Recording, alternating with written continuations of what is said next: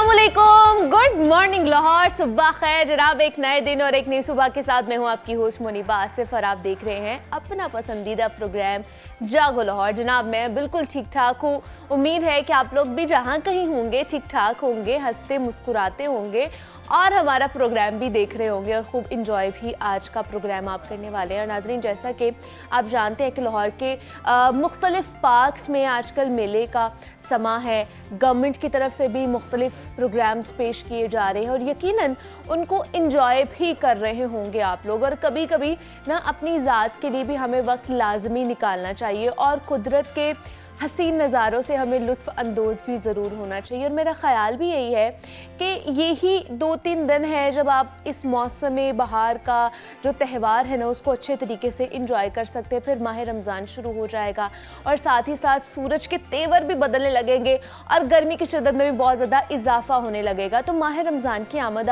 भी है और इस महीने में हमें ज़्यादा से ज़्यादा कोशिश ये करनी चाहिए कि दूसरों के लिए हम जितनी भी हो सके ना आसानियाँ पैदा करें। और एक ज़रबुल मसल आपने सुनी भी होगी कि कर भला और हो भला।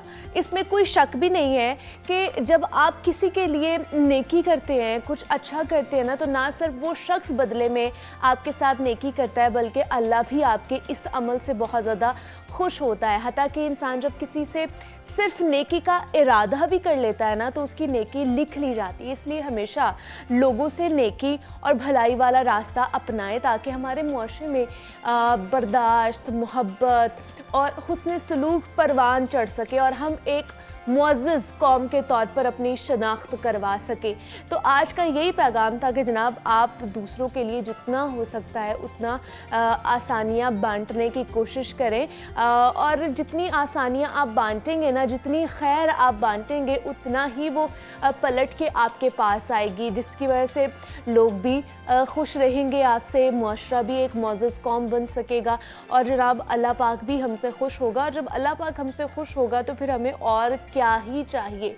तो इसलिए ये सोचकर हमें भलाई करनी चाहिए हमेशा कि अल्लाह पाक इस चीज़ से, इस अमल से, इस नेकी से खुश होगा।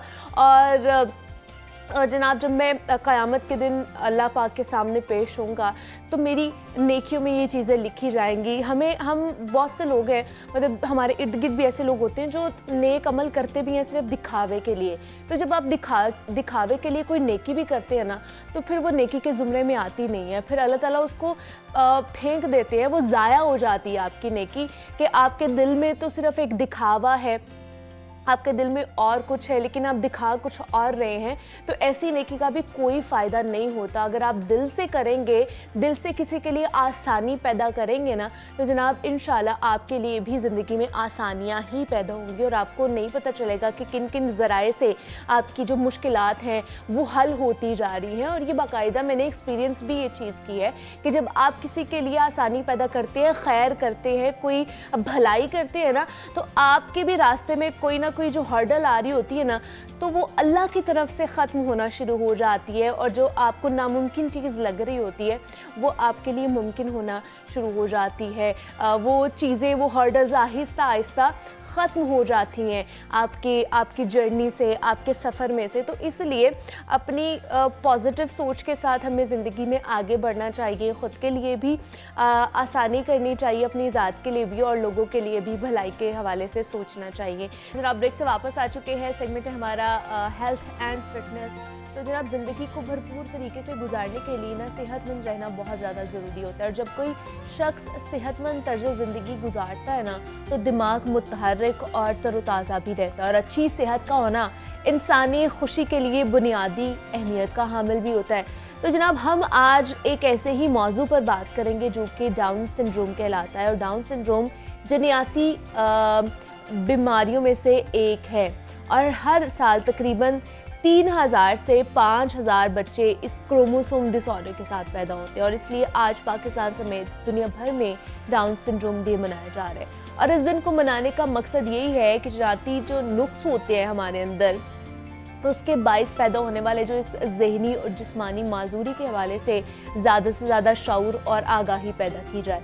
पाकिस्तान में डाउन सिंड्रोम के बारे में कम आगाही की वजह से ना इन बच्चों को ज़हनी तौर पर पसमानदा समझा जाता है और बाज़ औक़ात ये भी देखा जाता है कि ऐसे बच्चों को पागल समझकर घर के किसी एक कोने तक महदूद कर दिया जाता है, क्योंकि उनके मुताबिक इनको तालीम और तरबियत देने की क्या ज़रूरत है, जो सोचने समझने की सलाहियत नहीं रखते। लेकिन ये ख्याल सरासर गलत है। हमें किस तरह से डाउन सिंड्रोम में मुब्तला लोगों की तरबियत करनी चाहिए और इनका किस तरह से ख्याल रखना चाहिए, देखभाल किस तरह करनी चाहिए, ये बीमारी है क्या, इस पर आज हम बात करेंगे। हमारे साथ इस वक्त इन स्टूडियोज़ में मौजूद हैं डॉक्टर अफ़ाफ़ मंसूर हैं, स्पेशल नीड्स कंसल्टेंट हैं और असिस्टेंट प्रोफेसर हैं यूनिवर्सिटी ऑफ एजुकेशन में। डॉक्टर अफ़ाफ़, आपको वेलकम कहती हूँ जागो लोहार में। कैसी हैं आप? मैं ठीक हूँ, आप कैसी हैं मुनीबा? मैं भी बिल्कुल ठीक ठाक। अच्छा डॉक्टर अफ़ाफ़, ये डाउन सिंड्रोम बीमारी है क्या? मतलब बहुत से लोग हैं इसको कह लें कि गलत रिसीव करते हैं कि इसको पागलपन के साथ भी जोड़ दिया जाता है। जैसे मैं बता रही थी कि फिर उन बच्चों के ऊपर ज़्यादा तवज्जो नहीं दी जाती है, उनको घर में कहीं बंद रखा जाता है कि ठीक है ये पागल समझा जाता है इनको। तो ये एक्चुअली बीमारी है क्या और किस तरह लाक होती है? Thank you very much Moniba for having me here. सबसे पहले तो मैं आप लोगों को अप्रिशिएट करूँगी कि आप अपने हेल्थ सेक्शन में बहुत अच्छे जो टॉपिक्स हैं उन पर डिस्कशन करते हैं और ख़ासतौर पे जो डेज़ सेलिब्रेट किए जाते हैं इंटरनेशनल लेवल पे, इनका मकसद भी ये होता है थोड़ा सा अवेयरनेस क्रिएट की जाए और आम पब्लिक में की जाए। तो मेरी कोशिश होगी कि जो मेरी गुफ्तगू है वो बहुत आसान अल्फाज में हो ताकि हमारे जो लिसनर्स और व्यूवर्स हैं वो इस चीज़ को समझ सकें। जैसे आपने बताया कि ये जेनेटिक कंडीशन है, असल में आम तौर पे हम बाज़ औक़ात इसको बीमारी तो कॉमन लफ्ज़ों में कह लेते हैं, लेकिन मैं थोड़ा सा इस पे वाज़ह करना चाहती हूँ कि ये बीमारी नहीं है, ये कंडीशन होती है। और ये कंडीशन जो है ये क्रोमोसोमल एबनॉर्मेलिटी की वजह से होती है, यानी जेनेटिक कंडीशन है। जब माँ के पेट में जो सारा प्रोसेस होता है जीन्स का, जिसके अंदर क्रोमोसोम्स डेवलप हो रहे होते हैं, तो एक एक्स्ट्रा क्रोमोसोम जो है वो बन जाता है, तो उसकी वजह से एक कंडीशन आ जाती है। अच्छा, इंटरेस्टिंग बात यह है कि दुनिया भर में ये बच्चे एक ही तरह के नज़र आते हैं, यानी आप देखें वैसे तो हम जब देखते हैं तो हमें डिफरेंट जो कंट्रीज़ के लोग हैं उनमें हम शनाख्त कर सकते हैं फीचर्स के साथ, लेकिन खास करके जो डाउन सिंड्रोम के बच्चे होते हैं उनकी शक्लें बड़ी मिल फीचर्स बिल्कुल एक जैसे होते हैं, दुनिया भर में एक जैसे होते हैं। और इनकी चूँकि फीचर्स मोस्ट कॉमनली मिलते हैं मंगोल्स के साथ। अच्छा। तो इस वजह से इब्तिदा में जब इनको कहा जाता था मंगोल बेबीज़ भी कहा जाता था जब ये पैदा होते हैं। तो अब इस चीज़ को ज़्यादा सेंसिटाइज कर दिया गया और इस तरह से रिलेट नहीं किया जाता, लेकिन इनके ख़ास तरह के फीचर्स होते हैं जो कि तमाम दुनिया में एक जैसे ही होते हैं और वो उसकी वजह इनकी जेनेटिक जो सारा फॉर्मेशन होती है उसकी वजह से ही होती है। तो ये कंडीशन है, एक सिंड्रोम है जिसमें मल्टीपल कंडीशंस भी और साथ आ जाती हैं। इनका एक जो बहुत वाज़िया आप कह लीजिए एक जो डिफरेंस क्रिएट करता है बाकी बच्चों से, वो ये होता है कि ये थोड़ा सा लो या सब एवरेज इंटेलेक्चुअल फंक्शनिंग के साथ होते हैं। माइल्ड टू मॉडरेट लेवल की इनके अंदर सब एवरेज इंटेलेक्चुअल फंक्शनिंग होती है, यानी जो समझने, सोचने, परसेप्शंस की हमारी सलाहियतें होती हैं वो थोड़ी सी आम बच्चों से कम होती हैं। तो इसके लिए जो है बेहतरीन तरीका यही है कि इनको इस कंडीशन को अंडरस्टैंड किया जाए। जैसे आपने बड़ी अच्छी बात की इब्तिदा में कि हम इनके लिए जो है वो इस तरह से सोचते हैं कि ये पागल हैं, इनको सोसाइटी में एक्सेप्ट नहीं करते हैं, तालीम तरबियत देने की क्या ज़रूरत है हमें। तो मेरा आज का जो फोकस होगा वो ज़्यादा इस चीज़ पे होगा कि हम इनकी कंडीशन को अंडरस्टैंड करें और सबसे पहली ज़ाहिर इब्तिदा पेरेंट्स की एक्सेप्टेंस से होती है। लेकिन क्या ये इसका पता चल पाया है अभी तक डॉक्टर अफ़ाफ़ की जेनेटिकली किस तरह मतलब ये आगे जाता है? मतलब बहुत से लोग कहते हैं कि कज़न मैरिजेस की वजह से भी ये चीज़ें प्रिवेल कर रही होती हैं, इज़ इट ट्रू? देखिए, कज़न मैरिजेस ओवरऑल डिसेबिलिटी में एक कॉज है, लेकिन हम इसको फिक्स भी नहीं करते कि सिर्फ कज़न मैरिज ही कॉज होती है। जो डाउन सिंड्रोम के लिए अभी तक कुछ रिसर्चेज हैं वो ये बताती हैं कि एक ख़ास एज से ज़्यादा जब आप यानी 35 अबव ईयर्स जब मदर्स हैं उनको ज़्यादा चांसेस होते हैं कि उनके अंदर ये कंडीशन आती है। तो इसलिए आमतौर पर सजेस्ट किया जाता है और अबव 40 तो ज़रूर इस चीज़ को इंश्योर करना चाहिए ड्यूरिंग प्रेगनेंसी ही, कि कुछ टेस्ट वगैरह आजकल हैं जो कि उस चीज़ को इंश्योर करते हैं कि कुछ ऐसी कंडीशन है। बहरहाल इसकी कोई ख़ास वजह अभी तक हमारे सामने जो है वो नहीं आ सकी या इसको किस तरह से आप जो है वो क्योर कर सकते हैं। अच्छा, बाज़ औक़ात हम वालिदैन या आम लोग जब किसी भी तरह से इस तरह से कंडीशन बच्चों में आती है तो वो समझते हैं कि हम किसी तरह से इसका इलाज करवा सकें, इसको क्योर करवा सकें। तो एक चीज़ तो हमें इस बहुत ज़्यादा इस चीज़ को अंडरस्टैंडिंग के साथ डेवलप कर लेना चाहिए कि इसका कोई इलाज नहीं है कि अगर आप ये कहें कि रिवर्स हो सके, ये रिवर्सेबल नहीं है। अच्छा, और बहुत सारी कंडीशंस या डिसेबिलिटीज़ ऐसी होती हैं जिसके लिए हमें मैनेजमेंट की ज़रूरत होती है। अब बेहतरीन तरीका यही है कि आप जितनी जल्दी इंटरवेंशंस इनको दे सकें, अर्ली इंटरवेंशंस देंगे उतनी जल्दी इनके अंदर बेहतरी आ सकती है। ये जितने भी इंटेलेक्चुअल फंक्शनिंग के साथ बच्चे होते हैं जिनकी कम होती है उसमें ये सबसे खूबसूरत बच्चे हैं। उसकी वजह यह है कि ये बच्चे सोशलाइज बहुत अच्छा करते हैं। ओके। बहुत ज़्यादा इनकी अटैचमेंट्स होती हैं। They wear very fine dresses, ये सफाई सुथराई बहुत पसंद करते हैं, क्लीनिनेस बहुत पसंद करते हैं। इसके साथ फिर इनको म्यूज़िक का बहुत शौक होता है। मतलब अगर आप इनको थोड़ी सी तरबियत और ट्रेनिंग दें तो ये बहुत अप्रोप्रिएट हद तक एक नॉर्मल लाइफस्टाइल जो है वो गुजार सकते हैं। हाँ, एक चीज़ बहुत वाज़ेह, अगर आप इनसे ये एक्सपेक्ट करें कि ये बाकी बच्चों की तरह जो है वो ग्रेड 5 और ग्रेड 10 और ग्रेड 12 जो कि हमारा एजुकेशन सिस्टम है फ़िलहाल, उसके अंदर ये शामिल हो सकें, जो कि एक रेगुलर सिस्टम है, वो पॉसिबल नहीं है। लेकिन इसका मतलब हरगिज़ ये भी नहीं है कि आप इन्हें स्कूल से दूर रखें, ना भेजें आप, या आप इन्हें एजुकेशन से दूर रखें। स्पेशल स्कूल बनाए गए हैं, इंस्टीट्यूशंस बनाए गए हैं, इन्हीं बच्चों के लिए बनाए गए। एक और चीज़ मैं यहाँ पे बताऊँ, क्योंकि हमारे ज़ाहिर है एजुकेशनिस्ट भी ये बात सुन रहे होंगे, और मैंने अनफॉर्चुनेटली बहुत सारे डॉक्टर्स को भी इवन सुना है, बहुत सारे प्रैक्टिशनर्स को, टीचर्स को भी सुना है कि ये आम बच्चों के साथ नहीं पढ़ सकते। ऐसा नहीं है। अगर आप टीचर्स को थोड़ी सी उन्हीं लोगों की वजह से ना ये वालिदैन में ये माइंडसेट बनता जा रहा है कि हम इनको आम स्कूल में तो नहीं डाल सकते, ये आम बच्चों की तरह नहीं है, तो ये वहाँ जाके क्या करेंगे। इंटरेस्टिंग फैक्ट मैं आपको बताती हूँ कि दुनिया भर में ये लोग, इवन ये जो सारी कम्युनिटी है, ये कॉलेजेस और यूनिवर्सिटीज़ भी पास करते हैं। अच्छा, वहाँ के लिए जो सिस्टम ऑफ एजुकेशन है इनका, उसको वो करिकुलम और कंटेंट्स चेंज करते हैं, और उसको वो पैरेलल करिकुलम का नाम देते हैं। यानी इनके लिए करिकुलम और कंटेंट्स रेगुलर नहीं होते, पैरेलल कंटेंट्स और करिकुलम्स डेवलप किए जाते हैं, देखकर बनाया जाता है ना, कि जो कि उनकी ज़रूरियात के मुताबिक हो, and they receive degrees even at higher education. अभी आप देखिए ऑस्कर्स में जो नामजद हुआ जेम्स, वो डाउन सिंड्रोम के साथ बच्चा है, ठीक है। तो अगर वो अप्रोप्रिएट आप उनको स्किल्स दें, उनको ट्रेनिंग्स दें, पेरेंट्स तवज्जो दें, सोसाइटी एक्सेप्ट करे, तो ये बच्चे बहुत सारी अचीवमेंट्स कर सकते हैं।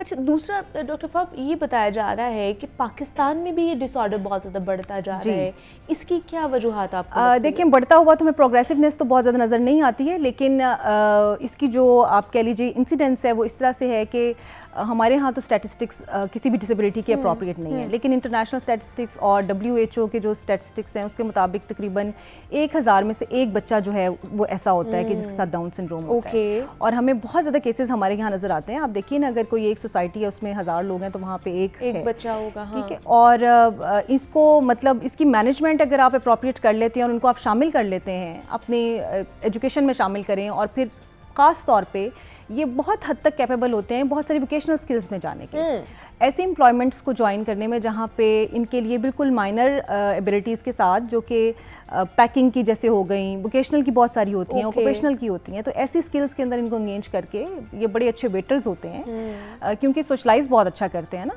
तो ऐसी जगहों पे अगर आप इनको हायर करते हैं तो they are very good to be employed as well, और इंडिपेंडेंट लाइफ अपनी गुजार सकते हैं। अच्छा, जिस तरह आपने कहा कि ये पता चल जाता है, अब इस तरह की टेक्नोलॉजी आ गई है कि बर्थ से पहले ही पता चल जाए कि बच्चा डाउन सिंड्रोम का शिकार है, तो उस वक्त भी क्या ऐसे प्रिकॉशनरी मेजर्स लिए जा सकते हैं, या डिलीवरी हो जाती है उसके बाद फिर वालिदैन को किस तरह की प्रिकॉशनरी मेजर्स? देखिए, आफ्टर डिलीवरी अगर मैंने वही बात कही कि अगर हम इसको ये सोचें कि ये रिवर्स हो सके तो नहीं हो सकता, लेकिन अगर इब्तिदा में तशखीस हो जाती है और वालिदैन को ये पता चल जाता है कि बच्चे किसी इस तरह के मसाइल के साथ हैं, तो वो उनको बेहतर इंटरवेंशन प्लान्स दे सकते हैं।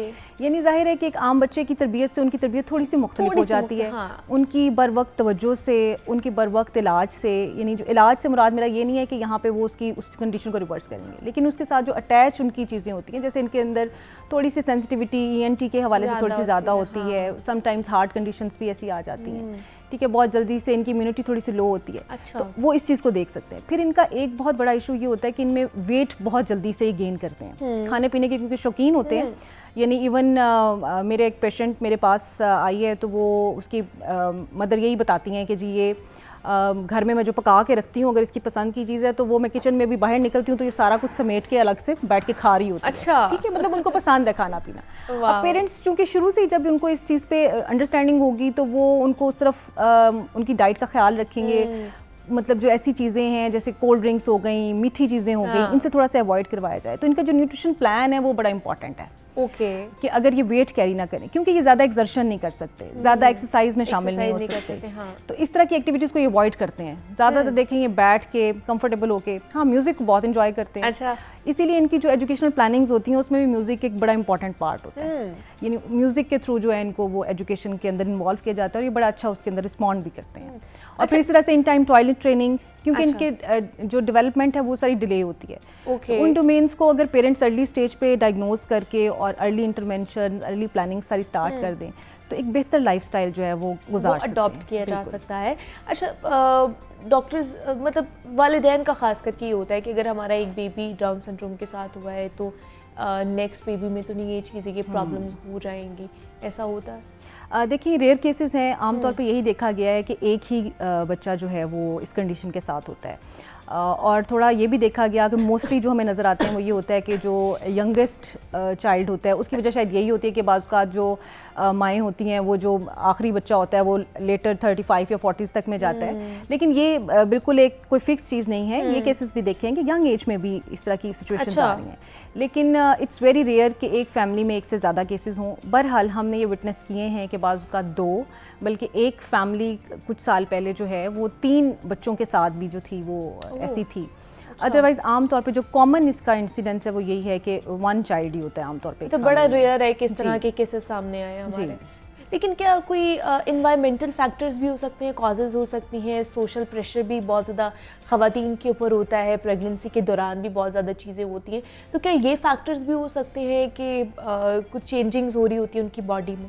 नहीं, एज सच इसके लिए एनवायरमेंटल फैक्टर्स इफेक्ट नहीं करते। जैसे मैंने आपको बताया जेनेटिक फॉर्मेशन के दौरान ही ये जो है ये डेवलप होती है, उसमें जी एज सच कोई वो नहीं है। इसमें एट रिस्क हम जिनको पेशेंट्स को कहते हैं वो 2 ही होते हैं। अच्छा। एक वो पेरेंट्स होते हैं जो कि लेटर एजेस में होते हैं और एक वो जिनकी फैमिली में पहले से कोई हो या नहीं, फैमिली हिस्ट्री में हो। तो ऐसे 2 केसेस हैं जो हाई रिस्क फैक्टर्स में होते हैं, उन्हीं को आइडेंटिफाई करने की ज़रूरत होती है, उनको कॉन्शियस होने की ज़रूरत होती है।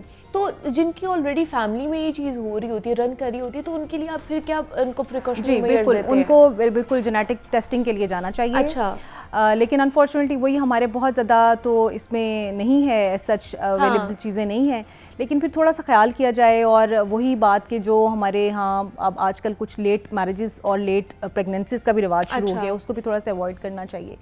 और डेफिनेटली जो डॉक्टर से कंसल्टेशन है, अगर आपकी फैमिली में ऐसी चीज़ें हैं तो ज़रूर जब भी आप प्लानिंग करते हैं फॉर हैविंग अ बेबी, उसके लिए आपको ज़रूर इस चीज़ को देखना चाहिए ताकि आप जो कोई ऐसी कंडीशन आए उसको आप रिजॉल्व कर सकें। अच्छा, किस तरह मतलब हमारे माशरे में जिस तरह मैंने बात की थी डॉक्टर फाफ के हमारा एक घर में भी उनकी फैमिली उनके साथ अच्छा बिहेव नहीं कर रही होती, उनका अच्छे तरीके से ख्याल नहीं रख रही होती, मतलब बाकी बच्चों को बड़ा तवज्जो दी जा रही होती है, उनके लिए ये चीज़ें की जा रही होती हैं, उनको हालांकि उनको ज़्यादा तवज्जो की ज़रूरत होती है। और फिर उन्हीं के देखे देखे बाकी जो माशरे में लोग होते हैं, रिलेटिव्स होते हैं, दोस्त अहबाब होते हैं, वो भी इतनी तवज्जो नहीं देते। तो इस तरह माइंडसेट को किस तरह चेंज किया जा सकता है? 2 एक्सट्रीम्स हैं आमतौर पर हमें जो देखने को मिलता है। मतलब हमें ये मिलता है कि देखने को कि या तो पेरेंट्स ओवरली अटैच्ड या ओवरली प्रोटेक्टेड होते हैं, ठीक है, यानी वो हर चीज़ का बहुत ज़्यादा ख्याल रखते हैं, यानी खाना भी खुद खिलाते हैं। अगर देखें आप ओवर प्रोटेक्शन की तरफ जाएंगे तो भी वो गलत है।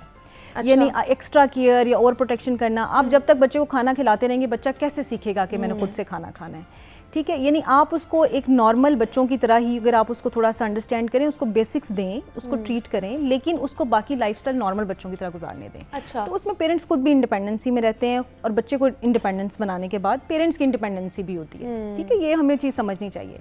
दूसरी एक्सट्रीम जैसे आपने कहा कि बाज़ औक़ात पेरेंट्स जो है बिल्कुल इनको छोड़ देते हैं, नेग्लेक्ट कर देते हैं, तो डेफिनेटली उस तरफ हमें तवज्जो देनी चाहिए। लेकिन वो मैंने ये देखा है कि आम तौर पे कम हैं ऐसे पेरेंट्स जो कि इनको इनके हाल पे छोड़ देते हैं, कम वसाइल होने की वजह से, आपको पता है लाइल्मी होने की वजह से। लेकिन एक चीज़ का इनका बहुत ख्याल रखना चाहिए हमें बाहसियत मुआशरा, वो ये है कि आम तौर पे ऐसे जितने भी बच्चे होते हैं ना, उनको सोसाइटी के मजाक से बचाना चाहिए। सही। यानी पेरेंट्स को इस चीज़ पे नज़र रखनी चाहिए कि वो किसी ऐसी जगह पे बच्चों को ना लेके जाएं या इर्द गिर्द कोई ऐसे लोग हैं। आमतौर पे हमारे देहातों वगैरह में बहुत ज़्यादा कल्चर होता है, हाँ जी। गली मोहल्लों में जो है ये कल्चर हमें देखने को मिलता है, तो वहाँ के लोगों में ये सेंसिटाइजेशन होनी चाहिए। हमें ख़ुद भी एक माशरे के अच्छे माशरे की हैसियत से, इंसान होने की हैसियत से इन चीज़ों का ख्याल रखना चाहिए, क्योंकि जब इनका मजाक उड़ाते हैं तो इनकी साइकोलॉजिकल जो प्रॉब्लम्स हैं वो ज़्यादा बढ़ती हैं, यानी बिहेवियर प्रॉब्लम्स तब बढ़ते हैं। अदरवाइज़ ये बिहेवियर्स में बहुत अप्रोप्रिएट है, इनकी कोई ऐसी कंडीशंस नहीं है बिहेवियर में। समटाइम्स इनको कोई थोड़ा स्पीच थेरेपी की ज़रूरत होती है कुछ केसेस में, मतलब ये सारे एक जैसे नहीं होते हैं, माइल्ड भी हो सकते हैं, मॉडरेट सीवियर भी, तो उसके मुताबिक फिर इनको ज़रूरत होती है। बाज़ औक़ात आप स्पीच थेरेपी के ज़रिए थोड़ी सी इनको जो है वो भी इम्प्रूवमेंट कर सकते हैं, क्योंकि इनकी वो डेफिशिएंसी आ रही होती है उनको कम्युनिकेशन के अंदर। But they are very good at socialisation. So the thing is कि आप इनको वो जो सोसाइटी का सारा माहौल है, आपके इर्द गिर्द के लोगों का माहौल है, जो मजाक उड़ाने वाली सिचुएशन है, उससे अवॉइड करवाएं. अच्छा, उसकी वजह ये है कि ये क्योंकि फीचर्स इनके ऐसे होते हैं ना, बच्चे, एविडेंट हाँ, होते हैं, विजिबल होते हाँ. हैं, ठीक है. और बाकी बच्चे जो है ना उनको मुनफरिद समझ के और वो अलग समझ के, उनको पागल समझ के मजाक उड़ाते हैं, हालांकि ऐसी बात नहीं है. उसकी सेंसिटाइजेशन की बहुत ज़्यादा ज़रूरत है. लेकिन बहुत से बच्चों में अग्रेशन का भी प्रॉब्लम होता है, जो डाउन सिंड्रोम के बच्चे होते हैं. नहीं, इनके अंदर ऐसा नहीं होता. They are very cool and calm. इनके अंदर सिर्फ एग्रेशन तभी आएगा, इनको गुस्सा तभी आता है जब इनके मुताबिक चीज़ ना हो या इनको बहुत ज़्यादा तंग किया जाए, डिस्टर्ब किया जाए. वो कहते हैं ना मुझे छेड़ो ना मैं तुम्हें छेड़ूंगा. हाँ. तो ये वो बच्चे नहीं है. They are very happy people. आप इनसे मिलें, ये बहुत खुश होते हैं. हमारे अक्सर टीवी प्रोग्राम्स में भी आते हैं और मतलब बाकी जगहों पे भी आप जो भी इवेंट्स होते हैं उनमें शामिल किया जाता है. ठीक है, इंटरनेशनल भी जो प्रोग्राम्स होते हैं उनमें इनके सिंगिंग्स के अंदर इनको शामिल करते हैं. तो they are very happy people. बहुत खुश मिजाज होते हैं और बहुत जल्दी से अटैच होते हैं. मतलब आप आम बच्चा शायद इतना सोशलाइज ना करे. अगर एक बच्चा यहाँ पे अभी हमारे दरमियान आ जाए तो वो आपसे, मुझसे, शायद सबसे गले मिलके और सलाम दुआ करके और बड़ी जल्दी से जो है ना वो सारी सोशलाइजेशन डेवलप कर लेते हैं. तो बस बात वही है कि आप सोसाइटी के जो रवैये हैं वो इनकी तरफ पॉजिटिव हों. वालिदैन, सबसे पहली बात हुई है कि घर और फैमिली इस चीज़ को अंडरस्टैंड करें. अच्छा, जो वालिदैन आपको देख रहे हैं, जो पेरेंट्स आपको देख रहे हैं, खास करके माएँ ज़्यादा वक्त गुजारती हैं अपने बच्चों के साथ घर में, तो उन्हें क्या आप एडवाइस करेंगी कि किस तरह की एक्टिविटीज़ में उन्हें वो शामिल किया जाए, ख़ुद भी वो उस एक्टिविटी में अपने बच्चों के साथ, खास करके अगर इस तरह का उनका बच्चा है तो उसमें शामिल हो, घर में अगर वो बाहर नहीं, किसी इंस्टीट्यूशन में नहीं भेज सकते हैं उन्हें? तो देखिए, सबसे पहले तो मैं यही रिकमेंड करूँगी कि जब वो स्कूल गोइंग एज का होता है, आप उसको लाजमी स्कूल में भेजें. ओके. यानी उसके लिए स्कूल जाना मस्ट है.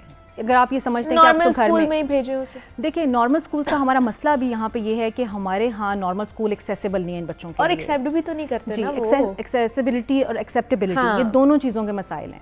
अब किसी हद तक तो हम इस चीज़ को अंडरस्टैंड कर चुके हैं कि इंक्लूसिव एजुकेशन होनी चाहिए और इनको आम स्कूलों में दाखिल करना चाहिए. लेकिन वहाँ पे भी सबसे बड़ा मसला जो है वो असातिज़ा की तरबियत का है. अच्छा. यानी हमारे जो असातिज़ा हैं वो अभी इस काबिल नहीं हैं, वो इक्विप्ड नहीं हैं उन स्किल्स के साथ कि वो इन चीज़ों को अंडरस्टैंड करें और इनको आगे फिर तरबियत दे सकें. लेकिन जहाँ तक बात यह कि वालिदैन को क्या करना चाहिए, वालिदैन को इब्तदाई तौर पे तो एज सुन एज अर्ली, जितनी जल्दी उन्हें पता चल जाता है, और इन बच्चों का बहुत जल्दी पता चल जाता है क्योंकि इनके फीचर्स ही ऐसे होते हैं. बिल्कुल, विदिन 2 मंथ्स जब वो पैदा ही होते हैं मेरे ख्याल से, तभी विदिन 2-3 मंथ्स इनका जो है वो इस चीज़ का हमें पता चल जाता है कि किस तरह से ये डाउन सिंड्रोम के साथ हैं. तो फौरी तौर पे जो है वो कंसल्ट करना चाहिए न्यूट्रिशनिस्ट के साथ इसी तरह से, ताकि उनकी डाइट के बारे में वो देख सकें.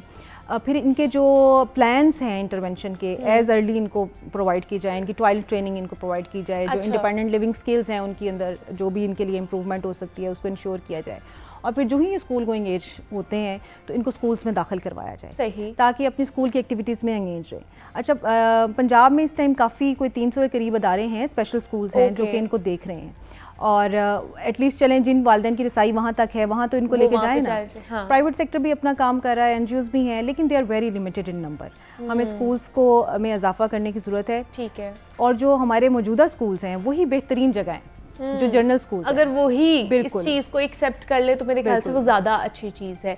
हमारे साथ डॉक्टर अफाफ मंजूर हमारे साथ मौजूद थी. डॉक्टर अफाफ, बहुत शुक्रिया आपके वक्त का कि आप यहाँ पर आई. और डाउन सिंड्रोम के हवाले से जनाब हम बात कर रहे थे कि ये बीमारी है क्या और किस तरह इसकी तशखीस की जा सकती है और इन बच्चों के साथ हम लोगों को किस तरह उनका ख्याल रखना चाहिए. तो इस हवाले से हमने बात की. यहाँ पर एक छोटी सी ब्रेक लेते हैं, मिलते हैं इस ब्रेक के बाद.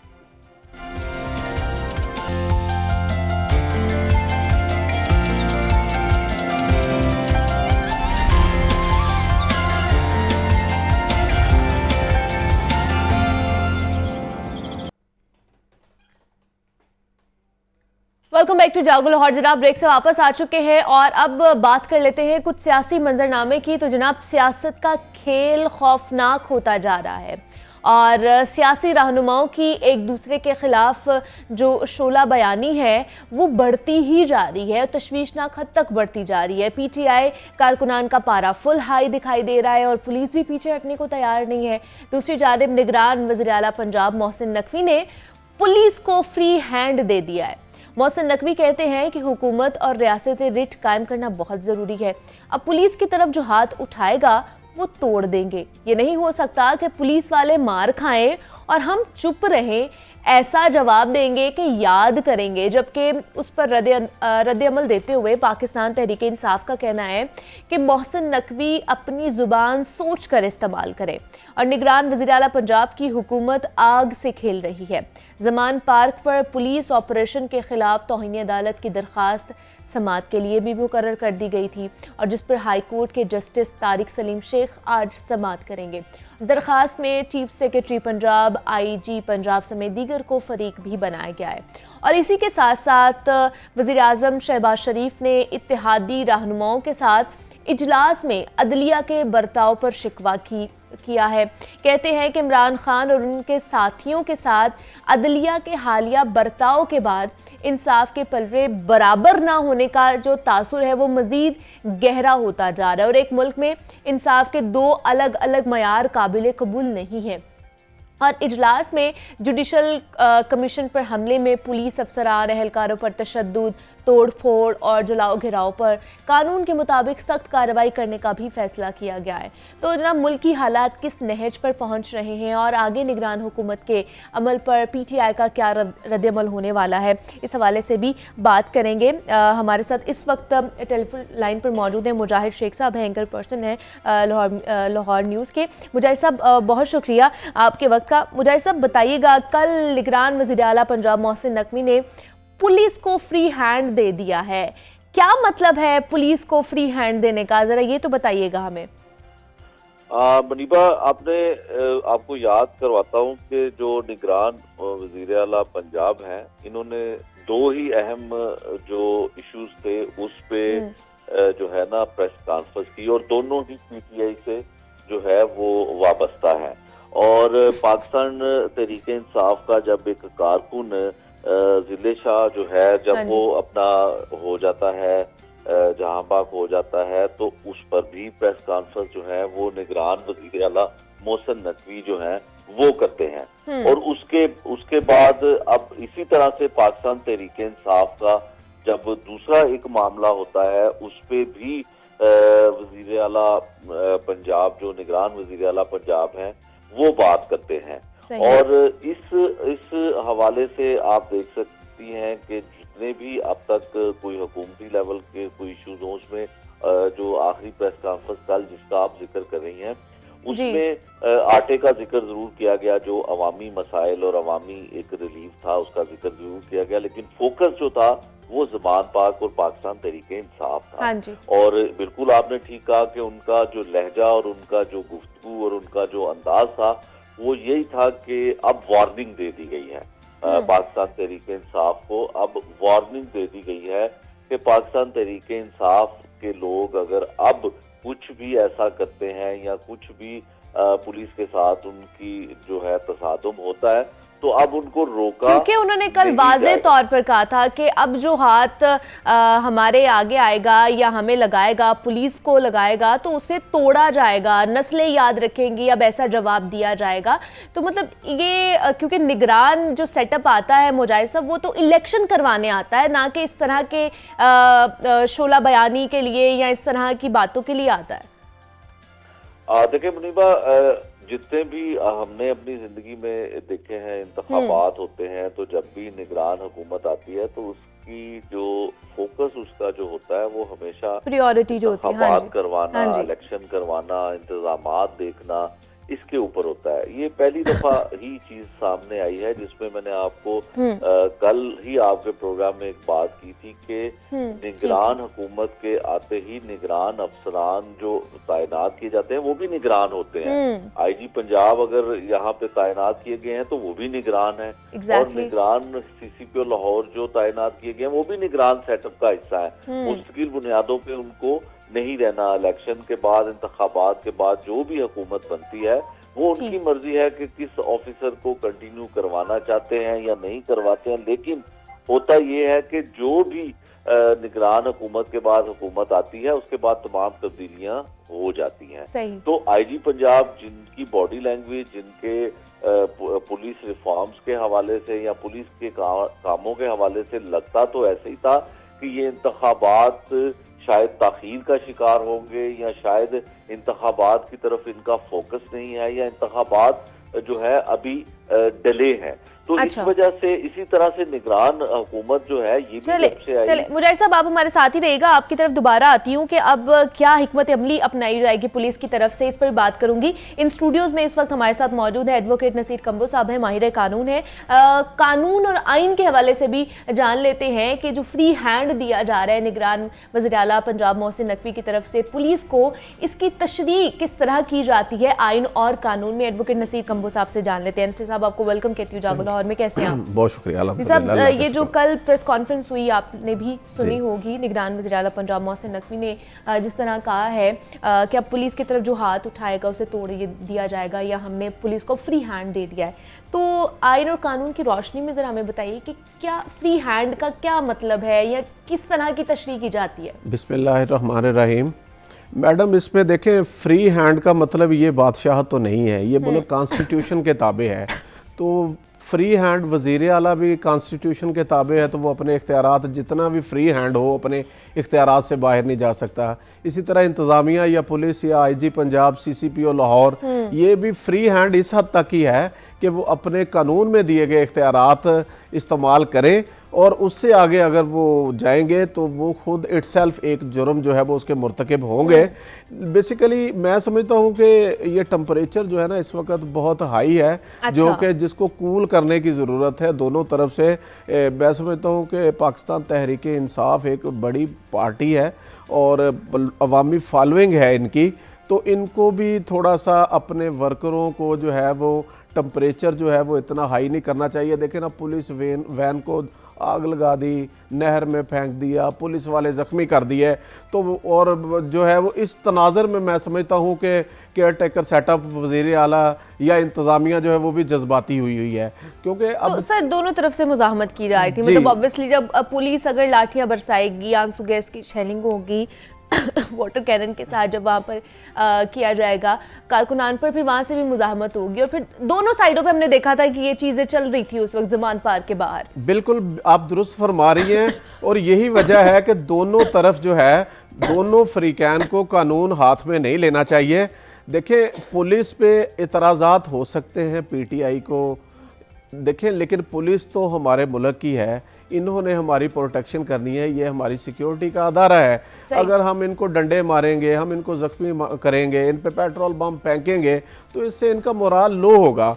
तो मैं समझता हूँ कि इमरान खान साहब को अपने केसेस जो हैं वो कानून के मुताबिक फेस करने चाहिए, और अल्टीमेट फेस करने पड़ेंगे, क्योंकि जो FIR हो गई हैं वो अब ख़त्म भी कानून के मुताबिक ही होनी है। तो लिहाजा सब्र का दामन नहीं छोड़ना चाहिए हमारी पुलिस को भी, केयर टेकर गवर्नमेंट को भी, और हमारी पॉलिटिकल पार्टीज को भी। वरना इससे क्या होगा, मामला तसादम की तरफ जाएंगे, अनारकी की तरफ जाएंगे। जो आप चाहते हैं कि टाइम पे, अगर आप चाहते हैं कि टाइम पे इलेक्शन हो, तो फिर आपको सब्र का दामन नहीं छोड़ना चाहिए। और दूसरा, कानून इसमें यही कहता है कि अगर तो पुलिस ज्यादती करती है, जिस तरह इमरान खान साहब के घर पे जो है वो सर्च वारंट की आड़ में आप समझ लें, उनका इल्जाम ये है कि उन्होंने हमारे घर पे दावा बोला हमारी गैर मौजूदगी में।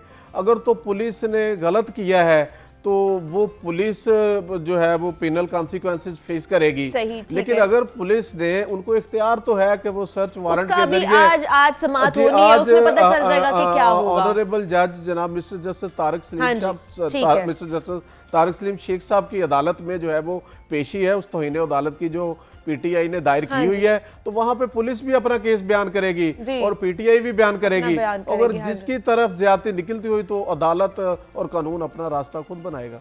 बिल्कुल। तो इसलिए मैं समझता हूँ कि सब्र का दामन नहीं छोड़ना चाहिए और कानूनी रास्ता अपनाना चाहिए और कानूनी तौर पर मामला को फेस करना चाहिए।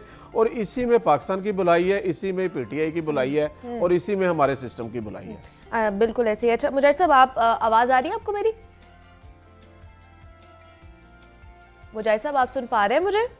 जी मैं बिल्कुल सुन पा रहा हूँ जी। आप मुजाहिद साहब, ये अब मुझे बताइएगा, कोई जिस तरह नसीर साहब ने कहा कि कोई दरमियानी रास्ता निकालना चाहिए, मिल बैठकर मामलात को तय करना चाहिए, तो आपको नहीं लगता कि अब मिल बैठकर तय कर लेने चाहिए मामलात? मतलब निगरान वज़ीर आला को भी एक अहम किरदार अदा करना चाहिए, वो भी एक पुल बन सकते हैं कि वो बिठा के इमरान खान साहब को या गवर्नमेंट को बिठा के एक मामलात के जानिब लेकर जा सकते हैं, ऐसा हो सकता है? मतलब उनके अगर खदशात जो है कि अगर वो गिरफ्तार हो जाएंगे तो उनको टॉर्चर किया जाएगा या उन्हें कहीं और लेकर जाया जाएगा, तो आईजी साहब भी वहाँ पर बैठे और उनको इंश्योर किया जाए कि इस तरह के मामलात नहीं होंगे। देखें, कल जो वज़ीर आला की थी प्रेस कॉन्फ्रेंस, उनमें तो उन्होंने वाज़िया तौर पे कहा कि 2 दफा जो है वो पुलिस वहां पे ज़मान पास में गई है और गेट से पुलिस और रेंजर्स जो वापस आई है उसको मैंने वापस बुलवाया। यानी कि मोहसिन नकवी साहब ने कहा कि मैंने उनको वापस बुलवाया कि यहाँ पे कोई नुकसान नहीं होना चाहिए। तो उनकी जानिब से और उनकी प्रेस कॉन्फ्रेंस से और उनके स्टेटमेंट से तो ये लगता है कि शायद वो तमाम चीजें कर चुके हैं, कोशिशें कर चुके हैं और उसमें कामयाबी हासिल होने के बाद उन्होंने एक प्रेस कॉन्फ्रेंस के जरिए पुलिस को फ्री हैंड दे दिया है। और फ्री हैंड में ये भी कहा कि अगर हाथ उठेगा तो हाथ टूटेगा। ये उन्होंने स्टेटमेंट दे दिया है। अच्छा, दूसरी जानिब जो आईजी पंजाब की आप बात कर रही हैं, और आईजी पंजाब जो है यकीनन इस बात का बरमला इजहार कर चुके हैं निगरान वजीर इत्तलात की के हमरा प्रेस कॉन्फ्रेंस में। उन्होंने कहा कि पुलिस जो है वो आईजी पंजाब जो है वो पंजाब हुकूमत के ताबे होता है।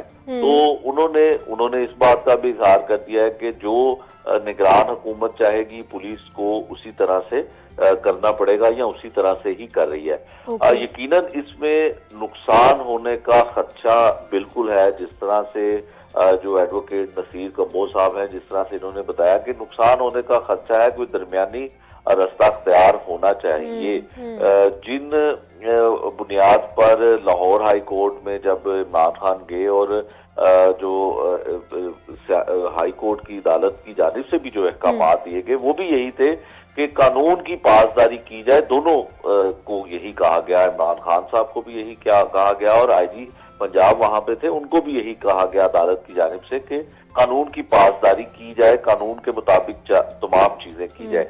अब एक सूरत हाल इस तरह से बज़ाहिर लगती है कि दोनों जो फरीकैन है वो एक चीज पे बजिद है और वो जिद के ऊपर जो है ना खड़े हुए हैं और उस पे कोई कॉम्प्रोमाइज करने के लिए या कोई भी लचक दिखाने के लिए पार्टी जो है फरीकैन की वो तैयार नहीं है। अगर इमरान खान पाकिस्तान तहरीक इंसाफ वाले जलसा करना चाहते हैं तो अब उस हवाले से भी उन्होंने ये कह दिया है कि मैं कतई तौर पे पंजाब पुलिस जो है वो इनको सिक्योरिटी इमरान खान को फराहम नहीं करेगी। हाँ, जो एक्स प्राइम मिनिस्टर का प्रोटोकॉल होता है, जो एक्स प्राइम मिनिस्टर की जो होती है अपना प्रोटोकॉल के मुताबिक सिक्योरिटी होती है वो जरूर उनको दी जाएगी, लेकिन वहां पर मीनारे पाकिस्तान में जलसा करने के हवाले से जो अवाम को या वहां पे आने वाले लोगों को सिक्योरिटी हम फराहम नहीं कर सकते क्योंकि हमें मारा जाता है, हम पर तशद्दुद किया जाता है और हमारे ऊपर हमारी गाड़ियां जलाई जाती हैं और हमारी गाड़ियों को नजरे आतिश करने के बाद नहर में फेंक दिया जाता है। तो ये एक उनकी तरफ से मौक़िफ़ सामने जरूर आया है, लेकिन आज चूंकि इमरान खान साहब की अदालत में पेशी के इम्कानात हैं और वो जाने का भी इम्कान है, तो उसमें यकीनन कोई बेहतर ही हल और बेहतर ही फैसला जो है वो निकलेगा, बिल्कुल सामने आएगा और उसके बाद पता चलेगा कि क्या बनता है। मुजाहिद शेख साहब एंकर पर्सन हमारे साथ मौजूद है। मुजाहिद साहब, बहुत शुक्रिया आपके वक्त का कि आपने डिटेल में हमारे साथ गुफ्तगू की है। अच्छा नसीर साहब, ऑपरेशन का सर्च ऑपरेशन की इजाज़त मिल गई थी पुलिस को कि वो जाके तफ्तीश कर सकते हैं, तो तफ्तीश के ज़ुमरे में क्या क्या चीज़ें आती है? मतलब क्या जाके वहाँ पे ज़मान पार्क अगर वहाँ पर कोई ना हो तो इस तरह जाके धावा बोला जाता है, क्रेनें लेके जाई जाती हैं, वहाँ पर दीवारें मिसमार की जाती हैं, घर में जाके चीज़ें उलट पुलट कर दी जाती हैं, जो कारकुनान है उन्हें मारा जाता है, पुलिस वैन में डाला जाता है, उनको लेके जाया जाता है, इस तरह की चीज़ें तफ्तीश में होती हैं क्या? देखिए, तफ्तीश में देखिए जब सर्च वारंट का मकसद तो यही होता है ना कि जिस जगह को आपने सर्च करना है, जहाँ से मतलूबा जो आपको सस्पिशन है कि यहाँ से कुछ ऐसा हो रहा है जो अगेंस्ट द लॉ हो रहा है, अच्छा। तो आपने वहाँ से रिकवरी करनी है। लेकिन ये क्रेनें वगैरह इसी तरह जाती है साथ? मैं समझता हूँ कि जो दरवाज़ा तोड़ने का इल्ज़ाम है, अगर तोड़ा गया है तो ये गलत है। वीडियो से सामने है सर। तो दूसरी बात ये है कि इसमें मैं देखूं कि आप अगर नहर पे जाए ना, मेरा वहाँ रोज़ इत्तेफाक होता है गुजरने का, तो वो इलाका सारा जो था ना, लोगों के गुजरने के लिए भी बड़े मसाइल थे।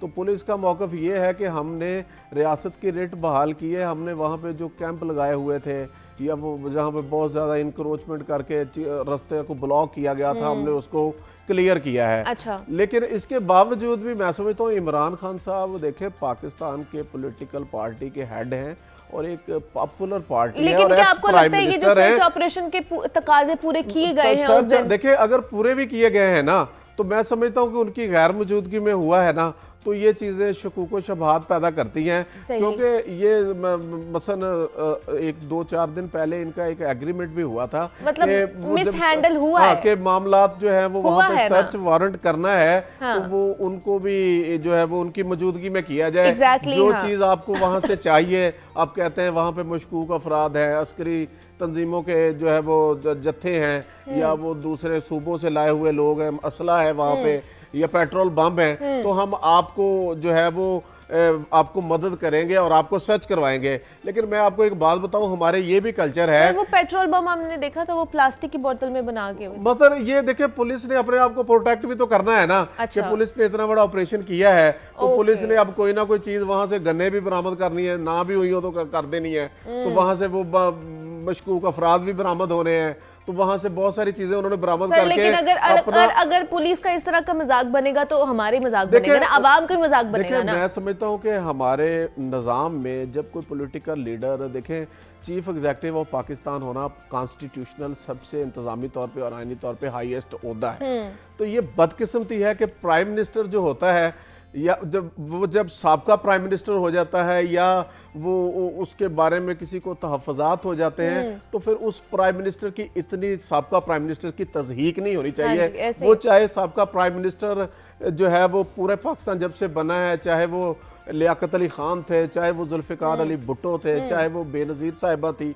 चाहे वो मियां मोहम्मद नवाज शरीफ थे, इन सब ने देखे ना अपने अपने वक्त में इस्तेहसाल फेस किया है। मैं देखो पीछे 4 साल पीछे नवाज शरीफ साहब और उसकी बेटी पे पनामा के केसेस थे। अच्छा। हर दूसरे दिन तारीख होती थी और 6-6 घंटे वो तारीख अदालत में खड़े होकर वो फेस करते थे।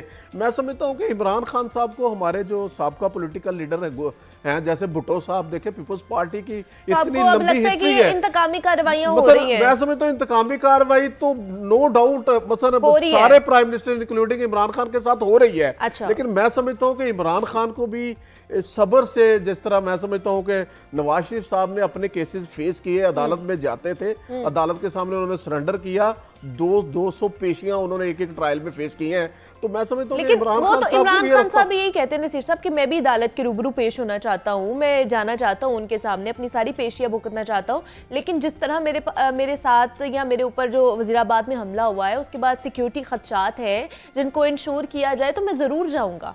लेकिन मैं आपको एक बात बताऊं, हाँ जी, कि इमरान खान पे ऊपर जो 1 सेंचुरी केसेस जो है वो बन जाते हैं, इमरान की हर पेशी पे इमरान पे 8-10 केसेस हो जाते हैं। उसमें देखें, इमरान साहब जब जाते हैं अदालत में तो अवामी ताकत के साथ जाने की कोशिश करते हैं। अच्छा, जब वो अवामी ताकत होती है, वहाँ पे 10-15-20 हज़ार बंदा होता है, तो वहाँ पे कानून भी हाथ में लिया जाता है, अदालतों के दरवाजे भी तोड़ दिए जाते हैं, वहाँ पे फिर इतना रश होता है, अदालतें भी जो हैं वो फिर हाजिरी लगवाने के लिए बाहर ही अपना रजिस्टर भेज देती हैं, तो फिर अदालतें सारा दिन इंतजार करती हैं कि अब इमरान खान साहब की फॉलोइंग है, पॉपुलर लीडर हैं, तो मैं समझता हूँ कि ये जब इस अंदाज से अदालतों में पेशी के लिए जाया जाता है पब्लिक ताकत के साथ, तो फिर वो वहाँ पे मसाइल पैदा होते हैं, तो फिर वहाँ पे ज्यादा और पर्चे हो जाते हैं। नसीर साहब, अदालतों ने मियां नवाज शरीफ को पिछले 3-3.5 साल से बाहर भजवाया हुआ है, जो अभी तक आ ही नहीं रहे हैं। सिर्फ 50 साल के वो जो फॉर्म था उसके ऊपर दस्तखत करके वो बाहर गए हुए हैं, जो अभी तक आ ही नहीं रहे हैं। मैं आपको एक बात बताऊं, हमारी ये बेटर हिस्ट्री है कि इन्हीं अदालतों के जरिए इस्तेहसाल होता है और इन्हीं अदालतों के जरिए रिलीफ मिलते हैं। मैंने वो दौर भी देखा नवाज शरीफ के केस में, जब 7 महीने के अंदर ट्रायल हुआ, और मैं समझता हूँ ये मिसाल अगर पाकिस्तान में सेट कर दी जाए ना कि 7 महीने में ट्रायल करें, तो पाकिस्तान में सबसे बड़ा प्रॉब्लम ही ये है कि जस्टिस डिलेड, जस्टिस डिनाइड।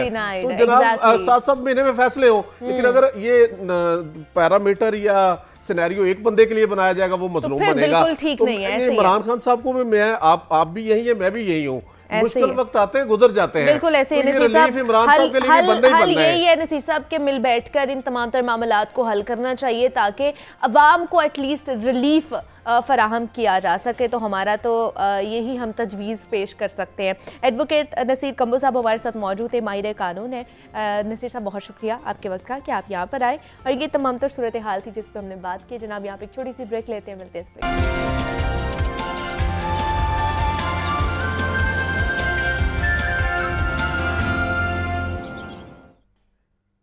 सुना है उसको भी है शेरो शायरी से शगफ, तो हम भी मोजज़े अपने हुनर के देखते हैं। वेलकम बैक टू जागो लाहौर। जनाब ब्रेक से वापस आ चुके हैं और बढ़ते हैं अपने अगले सेगमेंट की जानिब। तो जनाब आज दुनिया भर में शायरी का आलमी दिन मनाया जा रहा है। जज्बात, एहसासात और ख़यालात को खूबसूरत पैराए में ढालने और दिलकश अंदाज़ो बयां में पेश करने का नाम शायरी है। और शायरी का आलमी दिन 1999 से अक़वाम मुत्तहिदा के ज़ेरे एहतमाम मनाया जाता है, जिसका मकसद अदब की खूबसूरत सिन्फ शायरी के मुताले, लिखाई, तालीम और इरशाद को फ़रोग देना है और उसके इनकलाबी किरदार को उजागर करना है। शायरी जब ख्वाजा फरीद, बाबा बुल्ले शाह और सुल्तान बाहू की काफ़ियाँ कहलाईं तो अमन और इस्लाम के फ़रोग का ज़रिया बनी। इकबाल की नज़मों का रूप लिया तो बेदारी इंसान का काम किया। फैज़ और जालिब के शेरों में ढली तो इनकलाब का सामान मुहैया किया। और जब नासिर व फ़राज को शायरी ने मुंतखब किया तो प्यार और उल्फत की नई कुंपलों ने जन्म लिया। शायरी जब अकीदत के सफ़र पर गामज़न हुई तो हफीज़, ताइब और अनीसो दबीर मंजर आम पर आए। शायरी के पीछे चाहे अकीदत कार फरमा हो या दुनियादारी, बहरहाल ये सब मोहब्बत के इस्तारे हैं और तस्कीन का सामान है। शायरी उदास भी हो तो दिल को राहत बख्शती है, तन्हा हो तो आपकी बेहतरीन दोस्त बनती है। शायरी के आलमी दिन पर जनाब हम बात करने वाले हैं। इस वक्त इन स्टूडियोज़ में हमारे साथ मौजूद हैं मारूफ शायर और अदीब हैं सऊद उस्मानी साहब। इस वक्त हमारे साथ इन स्टूडियोज़ में मौजूद हैं। जनाब दुनिया अखबार में गुज़श्ता 5 सालों से कॉलम लिख रहे हैं, नेशनल और इंटरनेशनल कई अवार्ड्स हासिल कर चुके हैं और साथ ही साथ लाइफ टाइम अचीवमेंट अवार्ड्स भी अपने नाम कर चुके हैं। मज़ीद और भी उनकी अचीवमेंट्स के बारे में जानेंगे। इस वक्त इन स्टूडियोज़ में हमारे साथ सऊद उस्मानी साहब मौजूद हैं। सऊद साहब आपको वेलकम कहती हूँ जागो लाहौर में। कैसे हैं आप? मैं भी बिल्कुल ठीक ठाक। सऊद साहब आज शायरी का आलमी दिन मनाया जा रहा है, तो सबसे पहले तो ये बताइए कि ज़िंदगी में, मतलब हमारी ज़िंदगी में शायरी की क्या अहमियत है और क्यों है? क्यों हमारी ज़िंदगी में शायरी को मतलब अहमियत देनी भी चाहिए और शामिल भी करना चाहिए? मुनीब भाई बहुत अच्छा सवाल है और ये मेरे ख्याल है ऐसा सवाल है जो बहुत से लोगों के जहन में होता है। हाँ। बल्कि मुझे एक बात याद आई जो मैं आपके नाजरीन के सामने बताऊं कि एक बतौर शायर मुझसे बहुत से लड़कियां मुझसे पूछते रहते हैं कि हम शायरी करना चाहते हैं। हाँ। आप इसमें गाइड करें, हमारी रहनुमाई करें। तो एक लड़का बड़ा टैलेंटेड था, बड़ा सलाहियत वाला। अच्छा। उसने मुझसे कहा कि देखें मैं शायरी का मुझे शौक़ है, लेकिन मुझे ये बताइए मैं क्यों करूं ये शायरी, इसकी अफादियत क्या है? हाँ, ठीक है। इसका मुझे फ़ायदा अमली ज़िंदगी में क्या होगा? हाँ। अगर मैं इंजीनियर बनता हूँ या डॉक्टर बनता हूँ तो मुझे उसके बहुत से गेन्स हैं, लेकिन ये कि शायरी का फ़ायदा क्या होगा? अच्छा, ये सवाल सिर्फ उस बच्चे का सवाल नहीं है बल्कि हमारे माशरे के बहुत से लोगों का सवाल है। बहुत से पढ़े लिखे लोगों का सवाल है कि ये शायरी है, ये क्यों सीखी जाए और क्यों की जाए, इसका क्या? तो मैंने उसको ये जवाब दिया और मेरा ख्याल है ये बड़ी काम की बात है समझने की कि एक चीज़ तो होती है किसी चीज़ की यूटिलिटी यानी अफादियत, ठीक है, और एक होती है किसी चीज़ की इम्पोर्टेंस यानी अहमियत उसकी क्या है। ये दो चीज़ें अलग अलग हैं। ओके। ये बिल्कुल मुमकिन है कि किसी चीज़ की अफादियत बहुत ज़्यादा ना हो, लेकिन उसकी अहमियत उससे कम नहीं होती। मिसाल के तौर पर मैं अर्ज़ करता हूँ कि एक फूल है या एक गुलदस्ता है। हाँ। आप जानते हैं कि आज भी करोड़ों अरबों गुलदस्ते तोहफों में पेश किए जाते हैं। ऐसे। अगर कोई ये पूछे कि इस फूल की, इस गुलदस्ते की अफादियत क्या, इसकी यूटिलिटी क्या है, क्या इसको आप खाएंगे या इसको पकाएंगे या उसको पहनेंगे या ओढ़ेंगे, वो 2-3 दिन के बाद मुरझा कर जाएंगे। किसी डस्टबिन में पड़ा होता है। ऐसे ही है। 3 दिन से ज़्यादा मोस्टली उसकी उम्र नहीं होती। लेकिन इस हकीकत के बावजूद अरबों गुलदस्ते इस वक्त भी बनाए जा रहे हैं, बेचे जा रहे हैं, खरीदे तोहफे जा में रहे हैं। पेश किए जा ऐसे रहे ही। हैं, खरीदे जा रहे हाँ हैं। जी। क्यों? आज भी वो लड़का जो है वेस्ट में लड़की को प्रपोज करता है तो वो घुटनों के बल एक फूल गुलाब देता है। का फूल उसको पेश करता है। क्या चीज़ है? क्यों वो एक जैकेट या एक कोई ब्रांडेड आइटम क्यों नहीं ड्रेस, पेश कर हाँ। देता? वो एक फूल क्यों पेश करता है? ये चीज़ बताती है कि कुछ खूबसूरतियों की अफादियत नहीं होती, उनकी अहमियत होती है। ओके। और वो अहमियत उस वक्त तक रहती है जब तक इंसान के अंदर खूबसूरती का एहसास मौजूद है। क्या बात है, जब तक खूबसूरती का एहसास इंसान के अंदर मौजूद है, शायरी मौजूद रहेगी। क्या बात है। और ये जो हम बात कर रहे हैं कि शायरी की अहमियत क्या है, शायरी की अहमियत ये है कि इंसान ने अपनी पूरी तारीख़ में जो खूबसूरत तरीन पैराया इजहार सीखा है उसका नाम शायरी है। इससे ज़्यादा खूबसूरत इजहार इंसान ने आज तक न नहीं किया सीखा। है न सीखा है। और आप ये जानती हैं कि शायरी सिर्फ हम उर्दू शायरी की बात हाँ नहीं जी, कर हाँ रहे जी, हैं, हम इंग्लिश तो लिटरेचर तमाम भी है, हाँ। ज़ुबानों की शायरी हाँ की जी। बात कर रहे हैं। वो ज़ुबानें भी जिनको हम जानते नहीं जी। हैं उनकी शायरी की भी बात करें। इंसान ने अपने जज्बों को, अपनी कैफियत को अगर बेहतरीन तरीके से कहीं पेंट किया है या उसकी तजसीम की है वो तो वो शायरी। शायरी में की है। ये अहमियत है शायरी की। और इसलिए जो 1999 से आपने कहा 1990 से ये अक़वाम मुत्तहिदा ने यूनेस्को ने जी, जी। ये poetry day, international poetry day बनाया गया। उसकी वजह भी यही है कि इसकी अहमियत लोगों के दिलों में उजागर हो और की जाए। मालूम हाँ हो जी। कि इसकी अहमियत क्या है। लेकिन अगर उर्दू, खास करके उर्दू पोइट्री की या उर्दू शायरी की बात की जाए तो बहुत से नौजवान जो हमारे शोरा है वो भी इस साइड पर आ रहे हैं उर्दू पोइट्री में। तो क्या कहेंगे, मतलब अपने जज्बात को, एहसासात को किस तरह उर्दू शायरी में किया जा सकता है, इंडल्ज किया जा सकता है, उसको उसके फ़रोग के लिए क्या क्या काम किया जा सकता है? हाँ, ये बिल्कुल बहुत अहम बात है। अच्छा, मैं आपको एक बताऊं जो बात, वो जो लोग इसको शायद जानते नहीं हैं, हाँ जी। या इसको इस तरह समझते नहीं हैं, जो मैं यहाँ बताना चाहता हूँ। शायरी या लिटरेचर हाँ जी। सबसे बड़ा काम क्या करता है आपकी ज़िंदगी में? वो आपकी शख्सियत की तामीर करता है। आपकी एस्थेटिक सेंस, आपके हिस्से जमाल, निखारता है। जमालियात को वो निखारता है। आपको बताता है कि किसी खूबसूरती को एप्रिसिएट किस तरह किया जा सकता है। क्या बात है। शायरी जो सबसे बड़ा काम करती है वो एहसास जमाल को फ़रोग़ देती है। आइए जी सामने। तो जमालियात को फ़रोग़ के लिए शायरी सबसे अहम काम करती है और आपकी शख्सियत की तामीर करती है। मैं ये समझता हूँ कि किसी भी इंसान के अंदर अगर सेंस ऑफ ह्यूमर नहीं है और एस्थेटिक सेंस नहीं है तो वो नामुकम्मल है। ओके। तो एस्थेटिक सेंस होनी चाहिए, इससे जमाल होनी चाहिए और इससे मज़ा होनी चाहिए। तो अदब ये काम करता है कि वो हिस्से जमाल को बेहतर करता है और आपके ज़ख़ीरे अल्फाज को बेहतर करता है। अब आते हैं उस सवाल की तरफ जो आपने कहा कि नौजवान लड़के लड़कियां जो इसमें आना चाह रहे हैं वो कैसे इसको सीख सकें।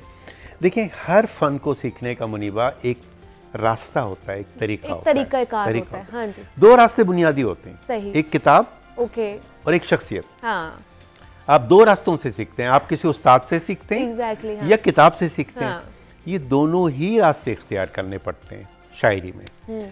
तो ये हमारी नौजवान हाँ शायरा जी। हैं अमन, हमारी बहुत अच्छी लिखने वाली हैं। मैं समझता हूँ कि जितने भी लिखने वाले जो इस फील्ड में नौवारिद हैं, न्यू कमर्स हैं, उनको दोनों रास्ते इख्तियार करना ठीक चाहिए। है। किताब से भी इस्तेफादा करना चाहिए और उस्ताद और से अपने भी। सीनियर से जिन्होंने इस फ़न में वक्त दिया है, वो उस्ताद शुअरा कहलाते हैं, जी, या कम जी। से कम वो इसके सारे नसीब व फराज को जानते हैं, इसकी चीज़ों को जानते Exactly, हैं। हाँ जी। उनसे इस्तेफादा करना चाहिए। बिल्कुल ऐसे ही है। सऊद उस्मानी साहब तो हमारे साथ मौजूद ही है। एक और गेस्ट ने जनाब हमें ज्वाइन कर लिया है। नौजवान शायरा हैं, अमन शहजादी हैं, जिनको आपने सोशल मीडिया पर बहुत ज़्यादा देखा होगा। उनकी जो शायरी है बहुत ज़्यादा ट्रेंडिंग पर इस वक्त होती है, तो उनकी कुछ ना कोई क्लिप्स तो आपने ज़रूर देखे होंगे। तो अमन को हम वेलकम कहते हैं जागो लाहौर में। मैं आपको वेलकम कहती हूँ जागो लाहौर में। कैसी हैं आप? बहुत शुक्रिया, मैं बिल्कुल ठीक हूँ। आप कैसे हैं? मैं भी बिल्कुल ठीक ठाक। अच्छा अमन, सोशल मीडिया पे तो शायरी के मैदान में आप ट्रेंडिंग पर हैं इस वक्त। आपके जो क्लिप्स होते हैं वो सर्कुलेट हो रहे होते हैं और लोग बड़ा पसंद भी कर रहे होते हैं और मोहब्बतें भी दे रहे होते हैं, आपको समेट भी रही होती है आप मोहब्बतें। तो किस तरह, क्या फीलिंग है, मतलब इतनी छोटी उम्र में इतने लोग आपको जानना शुरू हो गए और मोहब्बतें दे रहे हैं, ख़ास करके शायरी की फील्ड में, तो कैसा महसूस होता है? ऑब्वियसली इतनी ज़्यादा मोहब्बत जब मिले तो ज़ाहिर है अच्छा ही लगता है। और रही उम्र की बात, तो वैसे तो मेरी उम्र कम है, लेकिन कहीं ना कहीं फ़िक्र की उम्र मुकम्मल है। और तजुर्बात ज़्यादा हैं उम्र के हवाले से, तो फिर इसलिए वो शायरी में वही चीज़ नज़र आती है जिस वजह से लोग मोहब्बत देते हैं।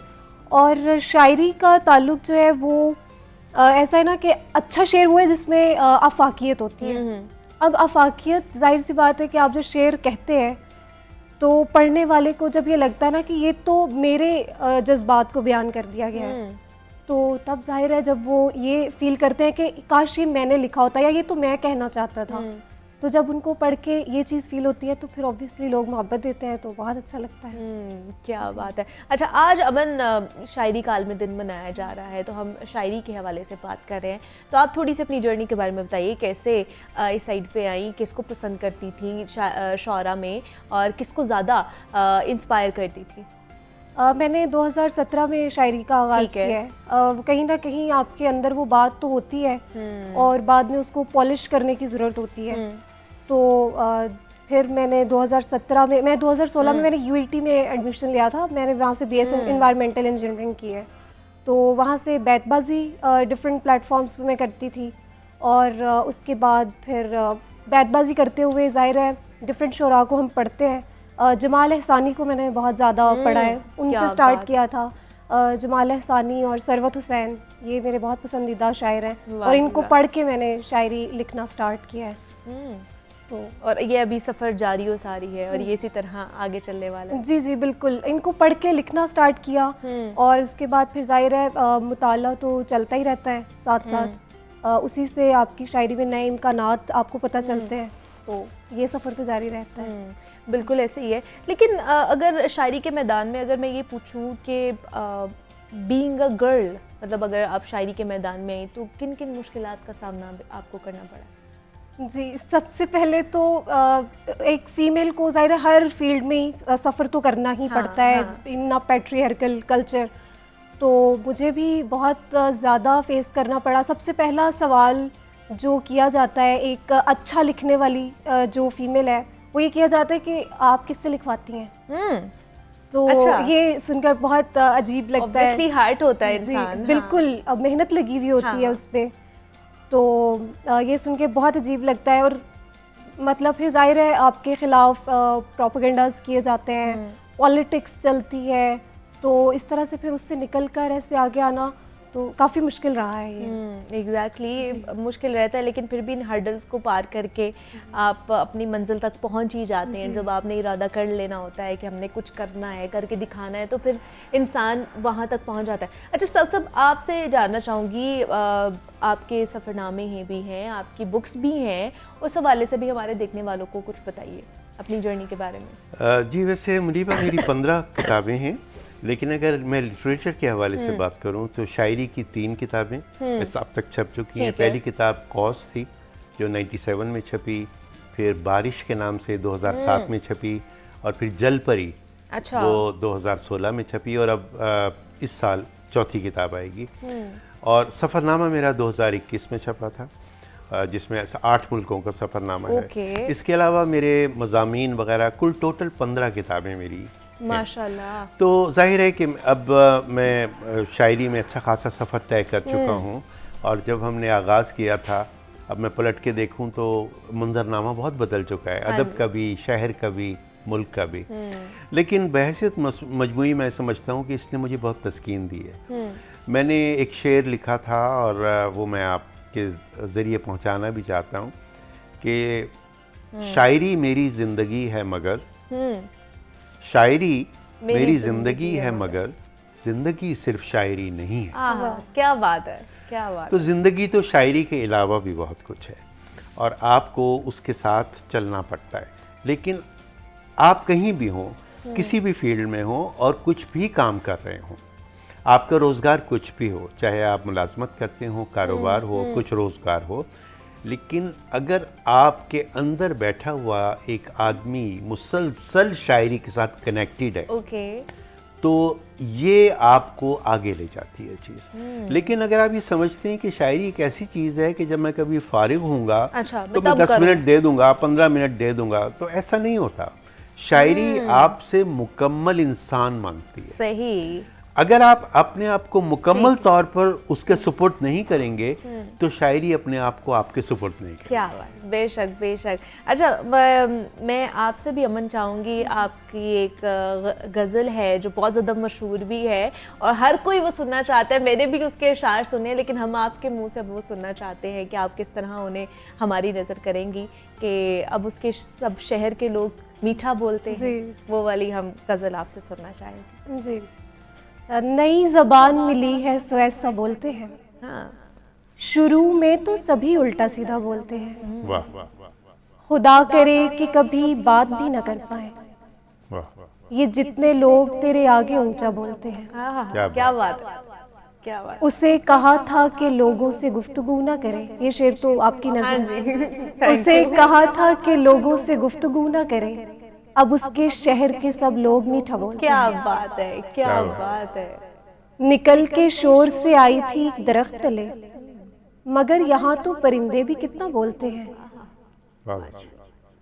हम ऐसे लोग कोई बात दिल में रखते नहीं, किसी से कोई गिला हो तो सीधा बोलते हैं। और ये शेर आपने जैसे बोला कि बीइंग फीमेल, तो ये उसका जवाब समझ ले। किसी से बोलना बाकायदा नहीं सीखा, किसी से बोलना बाकायदा नहीं सीखा, बस एक रोज यूं ही खुद से सोचा बोलते हैं। क्या बात है, बहुत अच्छा। क्या बात है, बहुत खूब, बहुत ही खूब, बहुत खूब। अच्छा, क्या अमन, वक्त की क्योंकि थोड़ी सी शॉर्टेज है, तो क्या जाते जाते हमारे देखने वालों को क्या पैगाम देना चाहेंगी आज के दिन के हवाले से? आज के दिन के हवाले से मैं यही कहना चाहूँगी कि जहाँ भी दुनिया में शायरी सुनने, समझने, पढ़ने, बोलने वाले हैं, वो ये जानते हैं कि शायरी एक मुकम्मल, मतलब शायरी ज़िंदगी के लिए बहुत ज़रूरी है। जैसे सर सऊद उस्मानी ने अभी शेर भी सुनाया है, तो मतलब कम अल्फाज में ज़्यादा बात समझ आ जाती है। और बस अच्छा लिखें और अच्छा पढ़ें, तो बस ये बिल्कुल ऐसे ही है। और पॉजिटिव रहे। एग्जैक्टली, पॉजिटिव रहे कि ज़िंदगी में आगे आप कुछ भी कर सकते हैं। हमारे साथ सऊद उस्मानी साहब मौजूद थे। सर, बहुत शुक्रिया आपके वक्त का कि आप यहाँ पर आए, और अमन शहजादी ने भी हमें ज्वाइन किया था। अमन, आपका भी बेहद शुक्रिया, आपसे भी मिलकर, आप दोनों से मिलकर बहुत अच्छा लगा। और आज का प्रोग्राम उम्मीद करते हैं कि आपको पसंद आया होगा। मुझे इजाज़त दीजिए, कल आपसे मुलाकात होगी। अल्लाह हाफ़िज़।